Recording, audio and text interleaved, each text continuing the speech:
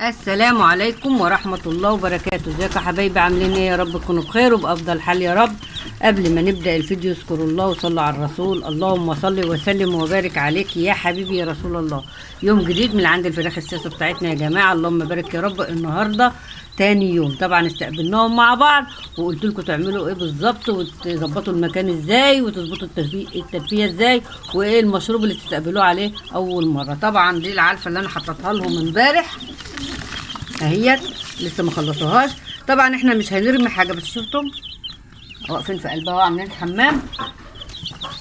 ودي ميه بيضه يا جماعه، بعد ما عملت السقوه شلتها وحطيت ميه بيضه. طبعا هم خلصوا السقوه اللي عملناها سوا واستقبلناهم عليها، لان انا كنت حاطه كميه بسيطه وحطت لهم بعدها شويه ميه بيضه. لما تيجي تحط في السقايه ما تبقيش تملي السقايه قوي، لانه في الاول ما بيشربوش كتير.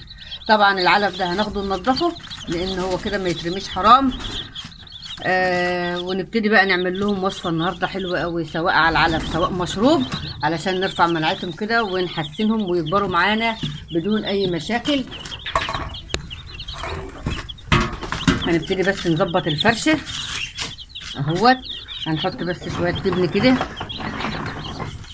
اهو، نرش تبن شويه تبن بس كده اهو،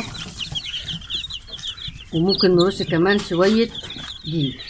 ده مش محتاج مننا اكتر من كده، رشه تبن كده بسيطه علشان خاطر لو في بلل او في اي حاجه في المكان. هنعمل سقوه حلوه قوي، وبعدين هنعمل خلطه برضو جميله هترفع المناعه، هتفتح الشهيه، هتعالج اي اسهالات معويه. طبعا احنا ما بنستخدمش ادويه، احنا هنستخدم بدائل الادويه، وهم محتاجين الايام ديت او تاني يوم على طول محتاجين مضاد حيوي مهم جدا يا جماعه علشان المشاكل التنفسيه والمعويه. فطبعا زي ما قلت لكم انا هشتغل بالاعشاب، قلت لكم كل حاجه امبارح وضحتها لكم، وانا هشتغل بالاعشاب. حابه تتابعيني يبقى على عيني وعلى راسي تابعيني وشوف انا هعمل لهم ايه بديل الادويه. لو حابه بقى تستخدمي الادويه ارجعي الفيديو امبارح انا شرحت لك فيه كل حاجه. لو انت حابه تستخدمي الادويه طبعا هنحضر مشروب الاول وبعدين هنحضر الخلطه. طبعا هما لسه ما بيستهلكوش في الميه كتير، فبلاش نملى السقايه يا جماعه. هنجيب بس نص ليمونه نعصر لهم عصير نص ليمونه كده. اقوى مطهر معوي ممكن تعمليه للفراخ بتاعتك، حاجه طبيعيه هي من البيت ومش مكلفه، حلو جدا يا جماعه على رفع المناعه، وكمان اي برد اي اسهالات او اي مشاكل عندهم ان شاء الله بيقضي عليهم. مفيش افضل من الحاجات الطبيعيه يا جماعه تستعمليها للفراخ بتاعتك، ومفيش افضل من عصير الليمون كفتح شهيه، كمطهر معوي قوي جدا جدا جدا، وفي نفس الوقت احماض. طبعا احنا بنحب لازم نستخدم الاحماض للفراخ بتاعتنا. اقوى حاجه موجوده وانسب حاجه موجوده في الاحماض حاليا في العمر ده هيبقى الليمون. الخل من ضمن الاحماض بس ما بنستخدموش في اول اسبوع، فافضل حاجه هي الليمون يا جماعه. حمضي ممتاز وفي نفس الوقت بيعالج البرد وبيعالج الاسهال الاتنين مع بعض. هنجيب اقل من نص كيلو علفه بادي تركيز 23 يا جماعه. زي ما اتفقنا احنا هناكل 23 لعمر 25 يوم، الساسو هياكل 23 لعمر 25 يوم. اول مكون طبعا جميل جدا جدا جدا، كله فيتامينات ومعادن وممتاز ممتاز وبيزود الوزن جدا، السمسم. هنحط معلقه صغيره لان احنا حاطين كميه علف بسيط. ومعانا كمان احنا كل اللي بندور عليه دلوقتي ان احنا نرفع المناعه. معانا شويه حبه البركه همت، اقوى رفع مناعه، اقوى مغذي بيعالج اي مشاكل معويه، بيقوي العظم. هو والسمسم يا جماعه من الحاجات اللي بتقوي العظم وبتمد العظم بالكالسيوم والفيتامينات. وهننزل كمان بالكساحه، طبعا انا بسمي ده الكساح، بس هنحط منه شوفوا قد ايه، ربع معلقه يعني. طبعا احنا بنستخدم الكركم يا جماعه من تاني يوم عادي، بس بنستخدم كميه بسيطه لانه احنا بنستخدم علف كميه بسيطه. يعني المعلقه دي بتتحط على الكيلو، المعلقه الصغيره دي تتحط على الكيلو. فطبعا احنا مستخدمين حبه بساط، فحاطه حوالي ربع معلقه اهوت كده. رفعت القيمه الغذائيه للعلف جدا، وحطيتي اقوى مضاد حيوي واقوى مقوي للعظم. السمسم والكركم يا جماعه من اقوى الحاجات اللي بتقوي العظم، وطبعا الكركم مضاد حيوي لا جدال عليه، اقوى مضاد حيوي طبيعي الكركم. طبعا مع عصرة الليمون اللي حطيناها يبقى انت عملتي لفراخك تحصينة جميلة جدا جدا جدا، ورفعت القيمة الغذائية للعلف، وحطيتي حاجات تقوي العظم وتحمي فراخك من الكساح. ما شاء الله ما شاء الله، وغير مكلفة. اهم حاجة غير مكلفة. شوفوا الوقت انت بتروح تشتري ازازة الدواء بكام، والله العظيم وساعات ما بتجيب نتيجة. والله الحاجات ديت بتجيب نتيجة افضل واحسن 100 مرة، والفراخ بيبقى عليهم اقبال عليها ان هم بياكلوا منها عادي. يعني هو هياخد حبة البركة واحدة وحباية سمسم مع طبعا حباية العلف اللي عليها المضاد الحيوي اللي هو الكركم، خلاص هو كده خد كفايته في اليوم. يعني حبايه واحده من حبه البركه وحبايه واحده من السمسم للكتكوت الواحد، يبقى هو كده ظبط الدنيا معاه. وكمان رفعت القيمه الغذائيه، وكمان قوت العظم وحماتيه من الكساح. وطبعا كل حاجه طبيعيه، وبلاش المضادات الحيويه اللي احنا بنشتريها. شايفين عاوزين ياكلوها هي وهي لسه في الطبق. نبتدي ناخد بقى شويه كده نحطهم هنا،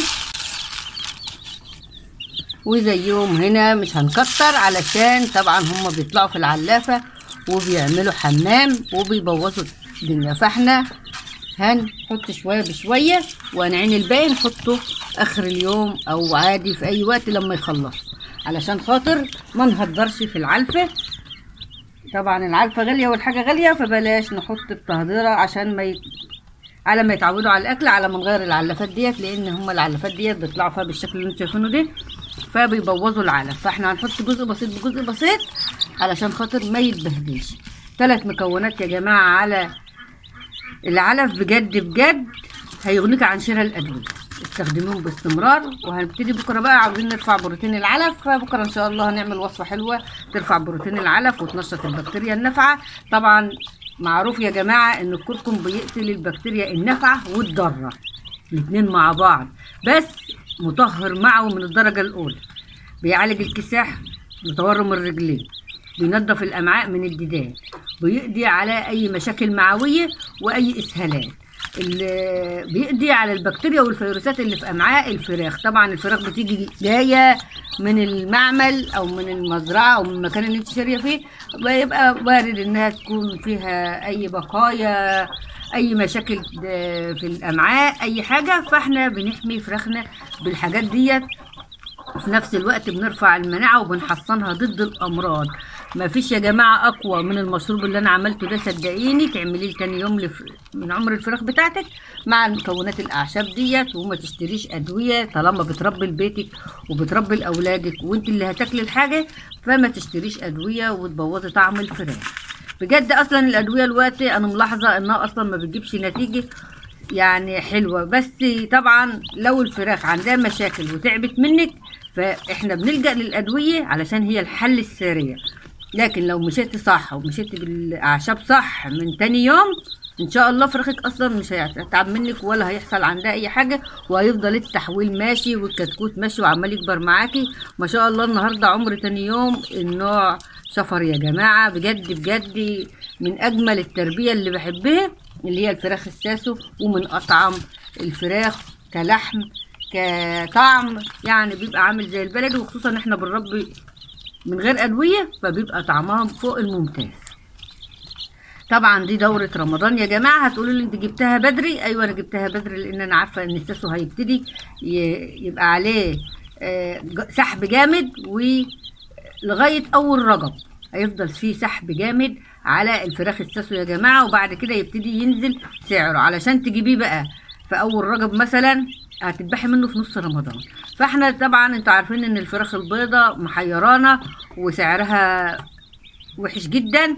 فاحنا بقى قلنا ناخد احتياطاتنا ونجيب دولت لرمضان ونربيهم. وحتى لو احنا حطيناهم في التلاجة قبلها ب20 يوم، قبل رمضان ب20 يوم، مفيش مشكلة. الفراخ لو خزنتها صح تقعد حوالي 5-6 شهور، ما تقلقيش منها خالص في الفريزر. فاحنا حابين نمسك وقتنا بدري علشان الاسعار والسوق مش مضمون، كل حاجة بقت مش مضمونة دلوقتي في السوق.